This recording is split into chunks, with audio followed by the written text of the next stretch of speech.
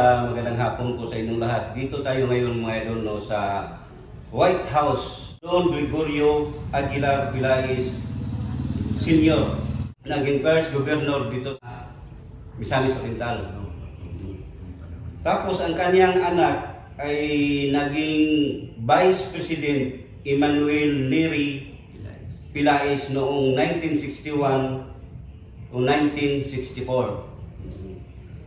So nandito tayo ngayon kasi maliban sa nag-request mo idol na pwede ba i-picture ang White House, ay mismo sa akin ay pangarap ko na ma-picture ang White House dito sa Pulquatro North Poblacion, Medina, Misamis Oriental. Kasi naghingi tayo kay Sir na may mayroon ng binabasa para hindi tayo mamali. So nagpapasalamat tayo kay Sir na pinayagan tayo na maka-picture dito sa ancestral White House. Yun yung So, dito tayo mga presidente magsimula, niya. Sir.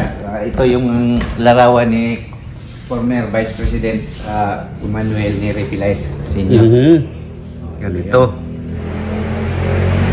Anong taon, sir? 1961 to 1964. Emmanuel N. Villaes Sr. Senior. Vice President of the Republic of the Philippines. Wow. O ito, sir. Yung daddy naman niya, or yung papa niya, pinanganak siya noong 1869. Namatay siya noong 1959. Siya ang naging Naging gobernador dito. Di lang na kasi nakalagay dito sa Kung anong taon. Anong taon yun. Pero sa palagay ko, tapos na itong bahay na itayo. Ang nilagay lang dito, ang inilagay lang yung sa kapanganakan niya. Born niya dito. Tapos ang born ni Con, wala, sir. Wala nakalagay dito sa born niya kasi Serbisyo lang niya. Serbisyo lang sa pagka-vice president niya. Tapos yan, sir. Ito.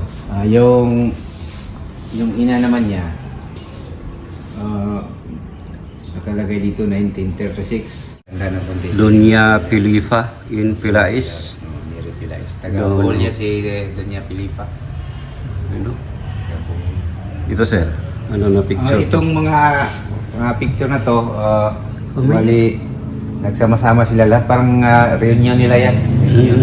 Sama-sama sila lahat ng mga apo. Gathering of Villaes. Mga apo, gathering. Ito yung damit ni Senyora nung kapanahonan niya. Ito yung sinusuot niya. Ito yung mga special na damit na sinusuot niya nung araw. Try natin hawakan. Wow. Dalawa na lang ang natitira dito. Buro mag-bag-o pa yung gino? Naka-preserve.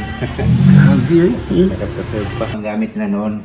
Anong tawag yan, sir? Lampshade. Lampshade? Lampshade nila. Akala ko pitulmak. Lampshade. Ala. May malalaki pa yung tulong doon sa kwarto. Pero magana pa siya, sir, butang lights, no? Umilaw pa. Lalagyan mo ng Bulb. bulb. Umilaw pa yan. Sabi no, naka-preserve talaga. Ligpit na lang. Saan ang room nila, sir?